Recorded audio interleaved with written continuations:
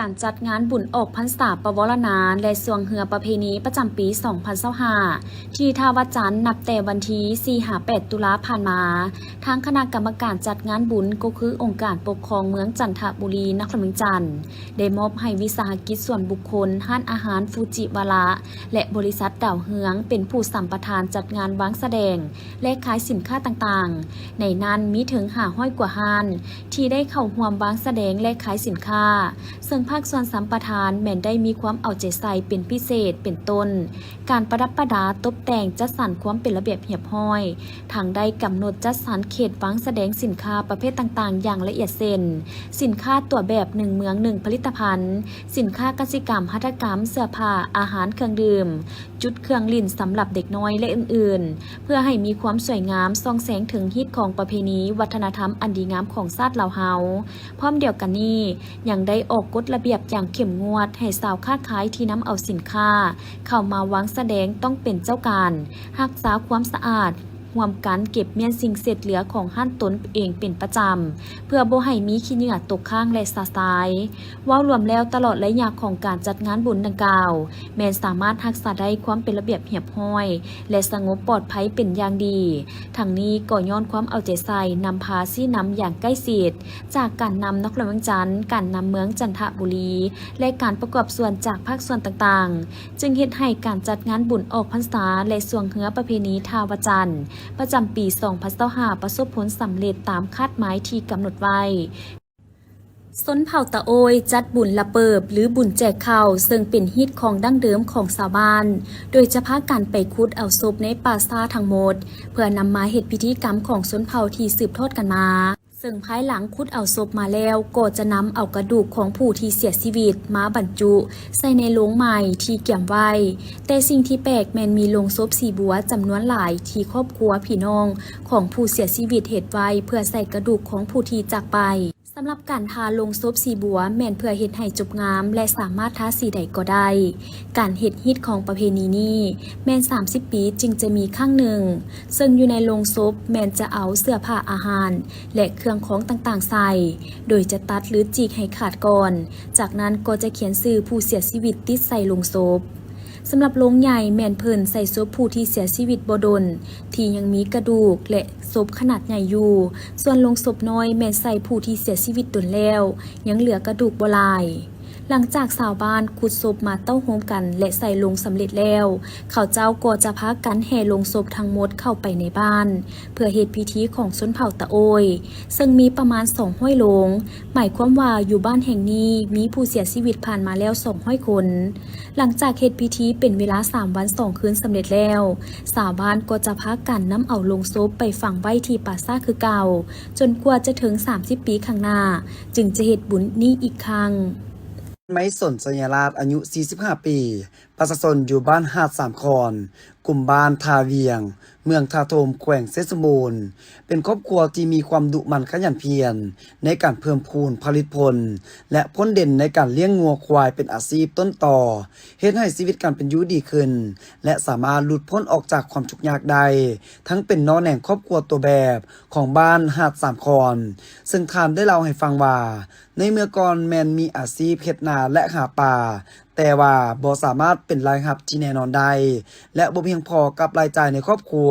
เฮ็ดให้สภาพการเป็นอยู่ของครอบครัวในเวลานั้น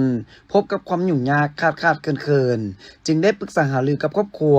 เพื่อหาวิธีพัฒนาชีวิตการเป็นอยู่ของครอบครัวให้ดีขึ้นเนื่องจากว่าตนเองก็มักฮักในการปลูกฝังเลี้ยงสัตว์และมีสถานที่เหมาะสมโดยนำไส้ทาแห่งที่มีอยู่จึงได้ตัดสินใจมีแนวคิดริเริ่มในการเลี้ยงงัวควายเป็นอาชีพหลักและปลูกพืชเป็นสำรองในเบื้องต้นการเลี้ยงแม่นยังเลี้ยงแบบกระจายกระจายบ่ทันเป็นระบบย้อนขาดทางด้านทุนหอนและด้านความรู้ทางด้านเทคนิควิชาการมาฮอดปี 2018 ครอบครัวของเพิ่นได้รับเงินสดเสยผลกระทบจากเขื่อนไฟฟ้าน้ำเงียบ1จำนวน150ล้านกีบจึงได้นำเอาเงิน99ล้านกีบไปซื้องัวพ่อแม่พันธุ์15โตวมาเลี้ยงใส่ขังในเนื้อที่8 เฮกตาร์ผ่านการเลี้ยงงัวควายเห็นว่ามีการขยายตัวและสามารถขายได้ในราคาสูงมีรายรับเข้าสู่ครอบครัวสูงและเฮ็ดให้ชีวิตการเป็นอยู่ของครอบครัวมีท่าก้าวพัฒนาดีขึ้นเรื่อยๆจึงได้ขยายการเลี้ยงเพิ่มขึ้นเติมอีก โดยได้รับการสุกยุส่งเสริมใกล้สิทธิ์ติดแทนจากโครงการกสิกรรมและป่าไม้เมืองทาโทมอย่างต่อเนื่องจึงเฮ็ดให้มีบทเรียนและเทคนิคในการเลี้ยงงัวควายหลายขึ้นกว่าเก่าสำหรับแรงงานที่ช่วยในการเฮ็ดเวียกแม่นสมาชิกในครอบครัวช่วยกันซึ่งมีแรงงานต้นต่อ4คนอาหารต้นต่อในการเลี้ยงสัตว์แม่นหญ้าต้นสาลีและเฟืองซึ่งเพิ่นจะหว่านแกนหญ้าสายพันธุ์ลูซี่ใส่ในคลังสัตว์เลยส่วนในฤดูแล้งแม่นจะปลูกหญ้าสายพันธุ์เนเปียและปลูกสาลีแข็งเพื่อตัดเอาต้นสาลีมาเป็นอาหารให้งัวควายกินปัจจุบันมีงัวควายทั้งหมด80กว่าตัวรายรับจากการขายงัวควายปีหนึ่งได้160ล้านกีบนอกจากการเลี้ยงงัวควายเป็นอาชีพหลักแล้วครอบครัวของเพิ่นยังปลูกข้าวและปลูกพืชอื่นๆเพื่อไว้กินขายตื่มอีกสามารถสร้างรายรับได้75ล้านกีบต่อปีรวมรายรับทั้งหมดทั้งการปลูกพืชผักต่างๆและขายสัตว์เลี้ยงได้ทั้งหมด200ล้านกว่ากีบต่อปีจากความดุมันอดทนบุกบืนสู่ซนในการเลี้ยงงัวควายและปลูกพืชผักต่างๆจึงให้ชีวิตการเป็นอยู่ของครอบครัวมีการพัฒนาดีขึ้นเป็นก้าวๆและรายรับที่มั่นคงสามารถซื้อเนื้อที่ดินทำการผลิตและบุกเบิกเป็นนาเฟืองได้4เฮกตาร์ดินค้างสัตว์2ตอน16เฮกตาร์มีพาหนะวัตถุอุปกรณ์อำนวยความสะดวกในครอบครัวมีทุนในการส่งเสริมลูกคำเฮียนมีทุนหมุนเวียนและมีเงินเก็บไว้ใช้จ่ายในยามจำเป็นและสามารถหลุดพ้นออกจากความทุกข์ยากได้ในตอนนี้ครอบครัวของเพิ่นจะสืบต่อปรับปรุงการเลี้ยงงัวควายและยกระดับการผลิตให้มีประสิทธิภาพสูงขึ้นพร้อมทั้งขยายการเลี้ยงหมูเลี้ยงปลาและปลูกพืชผักต่างๆเติมอีกเพื่อตอบสนองกับความเรียกร้องต้องการของผู้บริโภคให้เพียงพอพร้อมนี้ท่านสิงห์พรแก้วบุญใส่นายบ้านหาดสามคอนได้กล่าวว่าครอบครัวของท่านไม่สนไสยราชเป็นครอบครัวที่มีความดุมันขยันเพียรโดยเฉพาะแม้นการเลี้ยงงัวควายสามารถสร้างรายรับได้ที่มั่นคงให้แก่ครอบครัวเฮ็ดให้ชีวิตการเป็นอยู่ดีขึ้นซึ่งเป็นแบบอย่างที่ดีให้แก่ครอบครัวอื่นๆในการผลิตสร้างเศรษฐกิจครอบครัวก็คือการเลี้ยงงัวควายสมแล้วที่จึกคัดเลือกเป็นเป้าหมายครอบครัวตัวแบบของบ้านท่านพรมณีบาลห้องหัวหน้าห้องการกสิกรรมและป่าไม้เมืองทาโทมได้กล่าวว่าในระยะผ่านมาทางห้องการก็ได้ลงสุกยู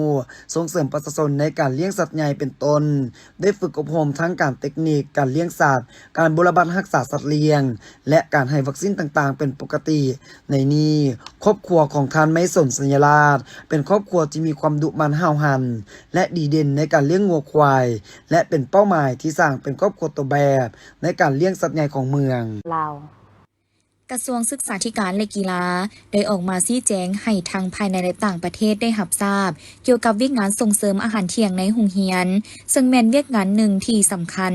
และเป็นการประกอบส่วนเข้าในการบรรลุเป้าหมายของการพัฒนาแบบยืนยงของสหประชาชาติทั้งเป็นการจัดตั้งพันธขยายยุทธศาสตร์และแผนปฏิบัติงานแห่งชาติด้านโภชนาการนโยบายดำรัสและนิติกรรมอื่นๆของรัฐบาลลาวโดยเฉพาะแม่นใดประกอบส่วนแก้ไขการเข้าเรียนภาระการเรียนและปัญหาสุขภาพของเด็กนักเรียนโดยสุ่มใส่เขตบุรีมสิทธิ์คือเขตทุกข์ยากเขตชนบทห่างไกลศอกลีกเพื่อสร้างเงินไข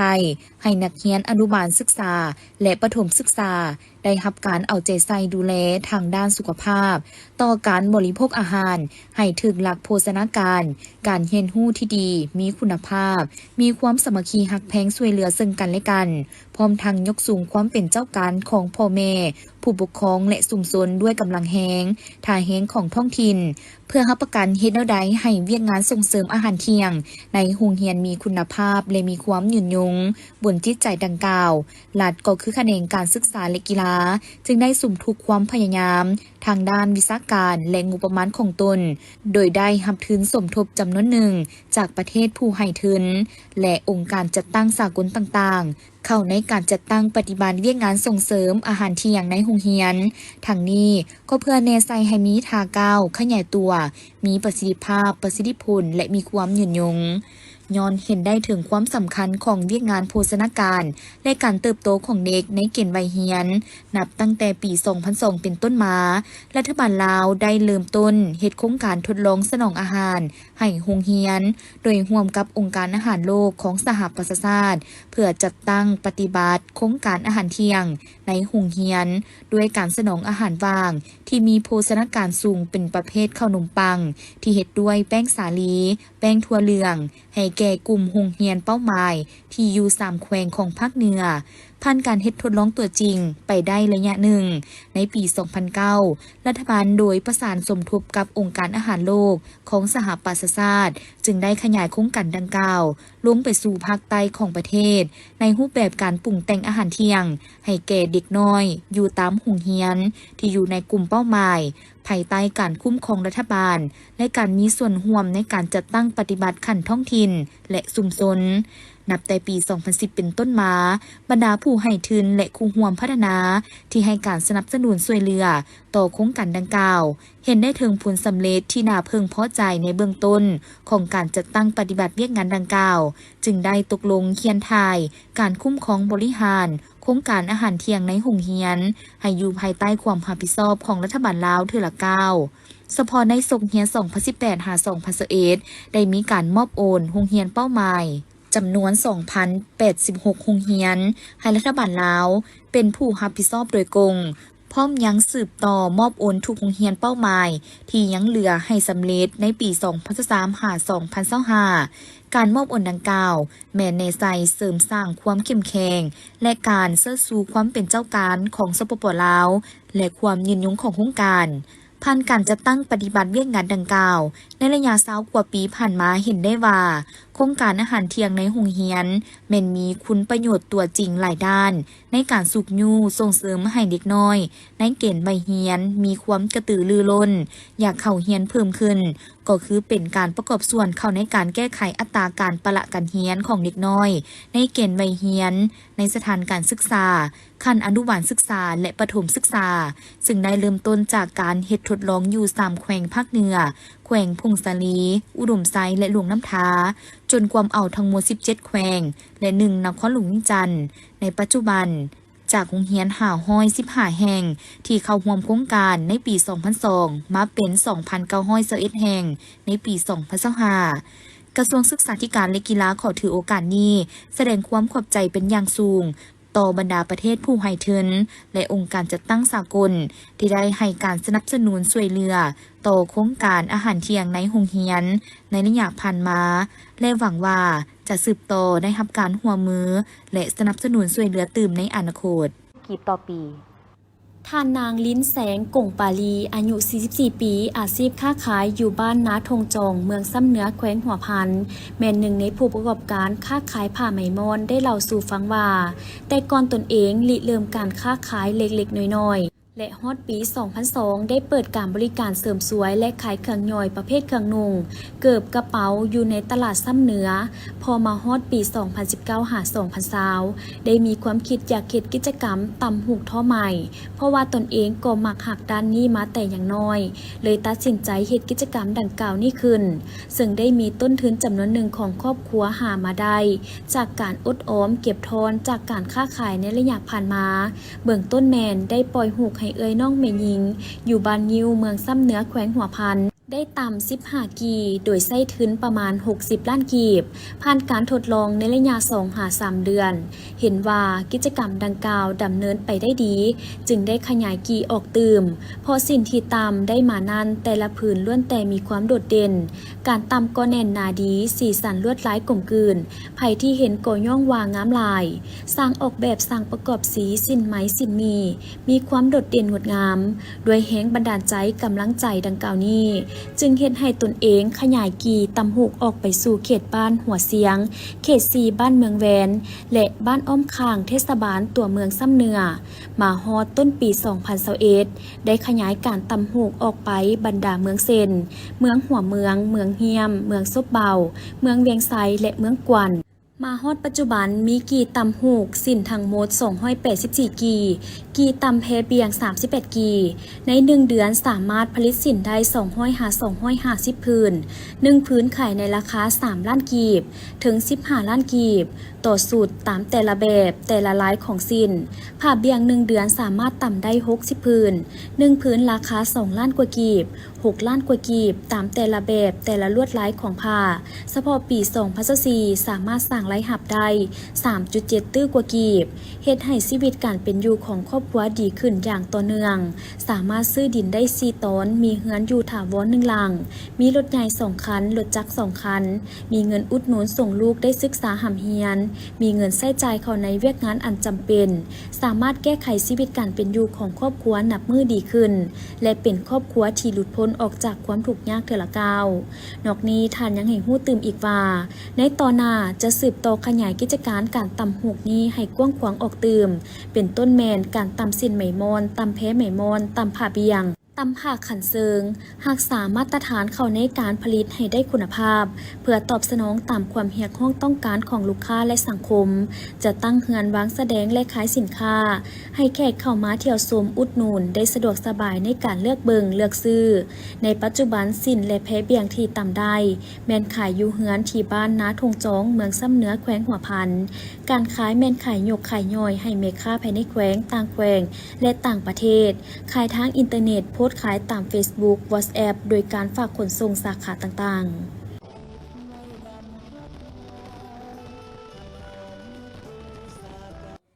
การจูดดอกไม้ไฟและแสดงบินโดรนที่มีความยิ่งใหญ่อลังการในวันที่2ธันวาคม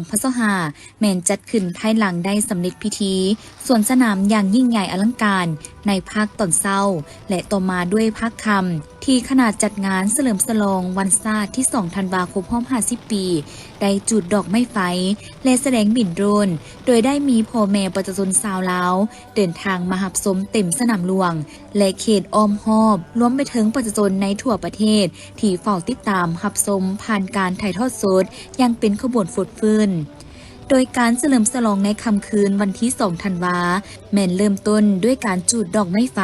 เป็นเวลา15นาทีที่มีหลากหลายสีสันสวยงามอลังการและทันสมัยจาก5 จุดที่วางตำแหน่งการจุดในเดินสนามหลวงและต่อมาแม่นได้บินโดรนแสดงรูปแบบต่างๆโดยประกอบมีเป็นตัวหนังสือสัญลักษณ์ของประเทศซึ่งการบินโดรนแม่นเริ่มต้นมาด้วยการแปะรูปสัญลักษณ์เครื่องหมายชาติต่อด้วยรูปธงชาติลาวและมีคำขวัญน้ำใจวันชาติที่2ธันวาคมวันยืนรูปธงพรรคประชาชนปฏิวัติลาวพร้อมด้วยอักษรพรรคประชาชนปฏิวัติลาววันยืน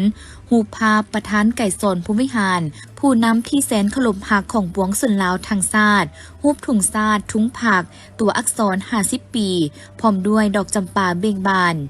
นอกนี้ยังมีรูปพระธาตุหลวงปูชนียสถานมิ่งขวัญสาวลาวรูปประตูไซอนุสรณ์สถานที่แสดงถึงไซสนารูปสร้าง2 ตัวที่พวมอย่างถึงท้องฟ้า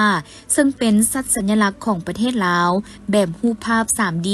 และปิดท้ายด้วยรูปธงชาติลาวตัวเลข50 ปีตัวอักษรสมเสยน้ำใจวันชาติที่2ธันวาคมมันยืนและหลังจากบินโดรนแสดงสำเร็จก็จุดดอกไม้ไฟปิดท้ายอีกบาทหนึ่งเพื่อเฉลิมฉลองพร้อมกันอย่างยิ่งใหญ่ทั่วประเทศแสดงให้เห็นถึงการพัฒนาความเจริญรุ่งเรืองของประเทศลาวตลอดระยะ50 ปีที่พรรคประชาชนปฏิวัติลาวนำพา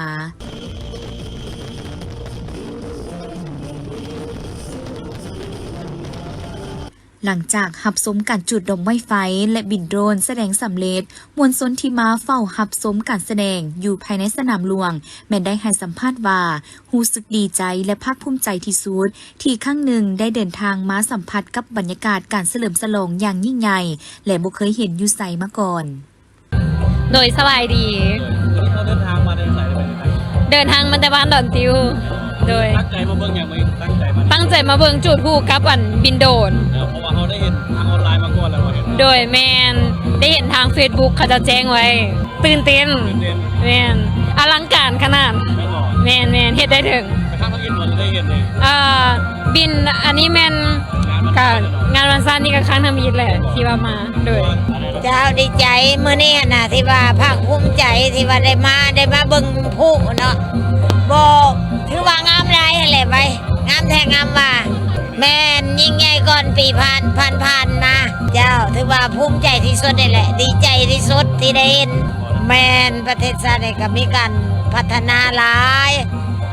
มาแต่บ้านสมสง่า สมสง่า เจ้า เพิ่นตั้งใจมาเบิ่งอย่างนี้ ตั้งใจมาเบิ่งอันดอกไม้ไฟ ดอกไม้ไฟ กับบินโดรน แม่นบ่เขาเห็นอยู่ไสก่อนเขาถึงตั้งใจมาอยู่ออนไล อัน น์บ่ แม่นอยู่ออนไลน์ ผมเห็น เพิ่นออกมาออนไลน์ โอ้ยเพิ่นเอาล เจ้า งสวยงามแล้วเขาตั้งใจอยากมาเบิ่ง เจ้า มื้อนี้ เจ้าม านำไป เจ้า ในพาไฟมาเบิ่ง มาพาลูกพาหลานมาเบิ่ง โอ้ ลูกหลานจังเห็นแล้วก็พาเพิ่นมาเบิ่ง อ๋อไผก็อยากมาเห็นนํกันเนาะ เจ้า ทำ เจ้า ผิดแน่ เจ้า เนาะ เป็นครั้งทำผิด ได้มาเห็นแล้วเป็นอะไรเนี่ยตะความตั้งใจเฮาตั้งใจมา ได้มาเห็นแล้วงาม งานบ่ บ่คิดว่าประเทศชาติเฮาสิได้เฮ็ดได้สำนี้หั้นนะ บ่อลังการ อลังการอลั คื ง อว่า การ เป็นความ แม่น ภาคภูมิใจในบ่ที่ได้มา แม่ เห็ น น ภาคภูมิ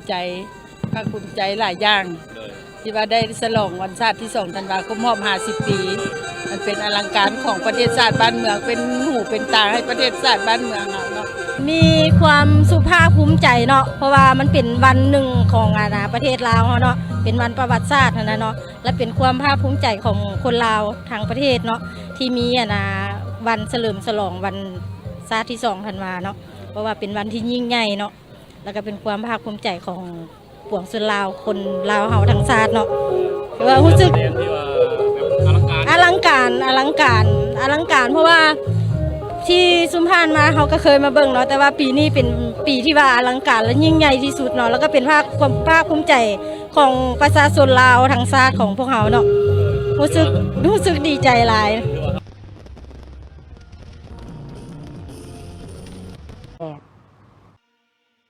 พิธีปิดงานมหกรรมกีฬาคนพิการแห่งชาติครั้งที่ 4 ได้มีขึ้นในตอนเช้าวันที่ 19 ธันวาคม 2025 ที่สโมสรใหญ่มหาวิทยาลัยแห่งชาติภายหลังที่ได้ดำเนินมาตั้งแต่วันที่ 14 ธันวาคม โดยการให้เกียรติเข้าร่วมและกล่าวปิดของศาสตราจารย์ปริญญาเอกกิแก้วไข่คำพิทูลรองนายกรัฐมนตรีมีปริญญาเอกอาจสะพังทองศรีพันดอนเจ้าของนครหลวงเวียงจันทร์ทั้งเป็นประธานจัดงานมหกรรมกีฬาคนพิการแห่งชาติครั้งที่ 4ท่านกิ่งมโนพรหมมหาไสยรองรัฐมนตรีกระทรวงศึกษาธิการและกีฬาท่านรองเจ้าแขวงจำปาสักมีบรรดาการนำภาครัฐขั้นศูนย์กลางและท้องถิ่นคณะนำนักกีฬาครูฝึกกรรมการตัดสินนักกีฬาพ่อแม่พี่น้องชาวนครหลวงเวียงจันทร์และชาวลาวบรรดาเผ่าทั่วประเทศเข้าร่วมปริญญาเอกอาจสะพังทองศรีพันดอนได้รายงานเกี่ยวกับการแข่งขันกีฬาประเภทต่างๆซึ่งได้เริ่มแข่งขันมาตั้งแต่วันที่ 13 ธันวามาฮอดมื้อนี้วันที่ 19 ธันวาคม 2025 ได้มีผลสำเร็จตามจุดประสงค์ระดับคาดหมายที่คณะรับผิดชอบกรรมการและอนุกรรมการแต่ละฝ่าย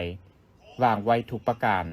ซึ่งในงานกีฬาครั้งนี้มีทั้งหมด9ประเภทมีนักกีฬาจาก17แขวงและ1นครหลวงแม้นได้แสดงออกความมีน้ำใจนักกีฬาแสดงถึงความสามารถในการแข่งขันญาติได้เหรียญประเภทต่างๆโดยอันดับที่1นครหลวงเวียงจันทร์ญาติได้28เหรียญคำ34เหรียญเงินและ22เหรียญทองรวม84เหรียญอันดับที่2แขวงเสกองญาติได้19เหรียญคำ10เหรียญเงินและ6เหรียญทองรวม35เหรียญอันดับที่3แขวงสวรรณเขตญาติได้19เหรียญคำ6เหรียญเงินและ7เหรียญทองรวม32เหรียญเคียงคู่กันนี้ทุกภาคส่วนเกี่ยวข้องตลอดฮอดคณะนำกรรมการตัดสินครูฝึกนักกีฬาคนพิการจากบรรดาแขวงนครหลวงได้เป็นเจ้าภาพปฏิบัติหน้าที่ของตนด้วยความรับผิดชอบสูงได้เคารพและปฏิบัติกฎระเบียบกติกาการแข่งขันนำใจนักกีฬาอย่างแท้จริงฮู้ได้ฮู้เสียฮู้อภัยซึ่งกันและกันได้ประกอบส่วนผูกแน่นความสามัคคีไมตรีจิตมิตรภาพในหมู่นักกีฬาด้วยกันตามคำขวัญที่ว่ามิตรภาพเสมอภาพและการพัฒนาและแสดงให้เห็นถึงสิทธิเท่าเทียมของคนพิการและคนบ่พิการในการเคลื่อนไหวกีฬากายกรรมก็คือการดำรงชีวิตอีกด้านหนึ่งยังเป็นการยกระดับความรู้ความสามารถและประสบการณ์ของนักกีฬาเพื่อสร้างตนเองให้เป็นนักกีฬาที่ดีเด่นเข้าร่วมการแข่งขันในระดับอาเซียนพาราเกมเอเชียนพาราเกมและพาราปิกเกมได้เป็นอย่างดีงานมหกรรมกีฬาคนพิการแห่งชาติครั้งนี้ประสบผลสำเร็จอย่างจบงามนัดพบกันใหม่ในงานมหกรรมกีฬาคนพิการแห่งชาติครั้งที่ 5 ที่แขวงจำปาสักในปี 2028 ในโอกาสที่มีความหมายความสำคัญนี้ศาสตราจารย์ปริญญาเอกกิแก้วไข่คำพิทูลยังได้แสดงความย่องยอสมเสยต่อผลสำเร็จและกล่าวปิดงานอย่างเป็นทางการพี่น้องของชาติที่หักแพงกันหลายข้าพเจ้าห้องนายกรัฐมนตรีแห่งสาธารณรัฐประชาธิปไตยประชาชนลาวขอแสดงความย่องยอสมเสยผลงานผลสำเร็จของคณะรับผิดชอบจัดงาน และทุกภาคส่วนที่เกี่ยวข้องบรรดาคณะนำกรรมการตัดสินครูฝึกนักกีฬาผู้อุปถัมภ์ตลอดทอดพี่น้องประชาชนบรรดาเผ่าชาวนครหลวงกันและทั่วประเทศที่ได้ประกอบส่วนทางด้านเรือแห้งสติปัญญาวัตถุเหตุให้งานมหากรรมกีฬาคนพิการแห่งชาติครั้งที่4ได้สำเร็จลงอย่างจบงามตามจุดประสงค์ขาดหมายที่วางไว้ทุกการโอกาสนี้ขอแสดงความสนใจอย่างสุดสุดใจ หลังจากนั้นได้มีพิธีมอบหับถุงกีฬาส่งต่อให้แขวงจำปาสักเป็นเจ้าภาพครั้งต่อไปในปี